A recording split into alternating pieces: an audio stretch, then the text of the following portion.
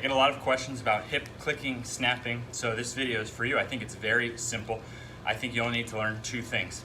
Now, my whole system is built, this is step 5 of 0, and once you've mastered it with body weight, we start loading.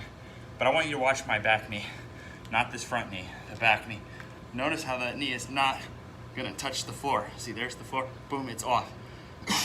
So I'm progressing my strength with those hips, stretching, and I'm also now lengthening. Now let's look at the front glute. So this is active. I'm actually squeezing my back glutes and I'm going into a stretch in the front glutes. So with those hips, we're giving them range of motion and strength. When you get stronger through a stretch position, you get exponential results compared to just strength or stretching alone. You get up to 4 times more adaptation to actually bulletproof an area and cause changes. Now let's look at how this regresses. Okay, now Alyssa's gonna demonstrate regressed. So start going down, baby, and then hold the bottom position. First thing you'll notice is people are worried about their ankle mobility. Well, we're actively flexing the tibialis at the bottom of each rep, but you can start by elevating your heel. Now she's still active with the back leg. Notice how the back knee doesn't touch the floor, but notice how this requires less angle of the knee than if you go to flat ground. And last but not least, she's regressing the strength of this knee, which is also a common limiting factor. This is the exercise I attribute to transforming my knees more than any other. Now go back up, babe. Now she's gonna stay on the back toes. Go ahead and do 4 more reps for me. Nice and controlled, good. Push. Yep. So here you go. So this is regressing all these factors. You don't have to kind of extend quite so much at the top. So go up when you're regressed like this, you can just keep the tension. Where do you feel the tension stop? About there? Mm-hmm. Okay, good. Do like a couple more. Gotta make her get a little workout now. Keep the tension. Where does the tension stop? Good. That's exactly right. So see, this is where the tension is. So the more we regress it, you can kind of stay down in this position where you feel the tension. Keep going. I want you to go until you feel a really good burn. I feel burned. Okay, good. Let's move on. And now, here's the finishing touch. Now this is lifting weights for my hip flexors. This is the monkey foot made by Animal House. Now, before this came out, I was using cable machines laying on my back, but I like this because this is free weight. Cables really vary. Now what I'm thinking about here is I'm flexing the back quad and I'm flexing the back glute because you can see, you could cheat it. So I'm keeping all this straight. Now I can take those, you see, you can really take these to failure, but see how safe it is? Because you just, boom, you can't get it up. So because of the strength through length of the ATG split squat, and now the ability to safely, without pain, take yourself to muscular failure on the strength here, my goodness, you can make rapid changes. So notice both were one side at a time.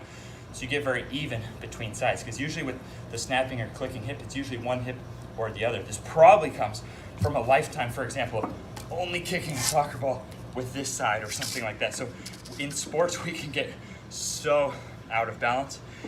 But for one thing, this thing's like 60, 70 bucks. So I just want to point out that at my gym, I used to have to spend thousands on cable machines, right? And I used to have to set up all kinds of stuff, and you'd have to have weight behind you because it's a lot of weight to hold on. So you see, this is so easy, and now I can go into any gym. So I use a 20-pound dumbbell, and I do sets of at least 20. I'm really feeling those back glutes.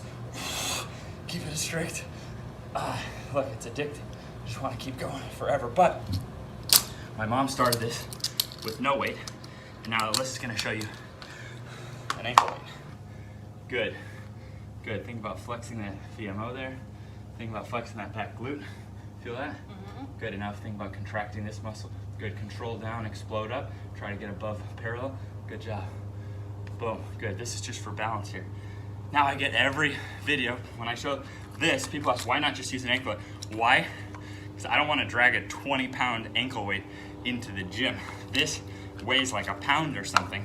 Folds up like this, comes in a little case, and then I can take this with me anywhere. Plus, I do my hamstring curls with this, and it allows full range of motion, whereas the hamstring curl machine has a pad. So in my system, you can use a hamstring curl machine, but it does cut off the fullest range of motion. And again, this gives free weight loading, which is going to give us more long-term effect, more stabilizing effect than using a machine, and saves thousands of dollars on a hamstring curl machine. So I get to train from home with stuff like $2 cinder blocks, 2R PVC pipes, monkey foot, and get world-class results.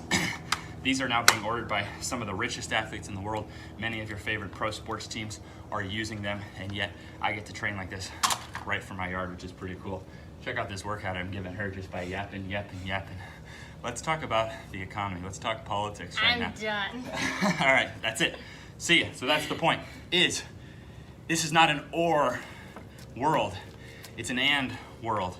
When you try to shortcut something by saying, for example, trainers told me, oh, don't strengthen your hip flexors, they'll get tight. Wrong. That's an or situation, which is not true. That's false.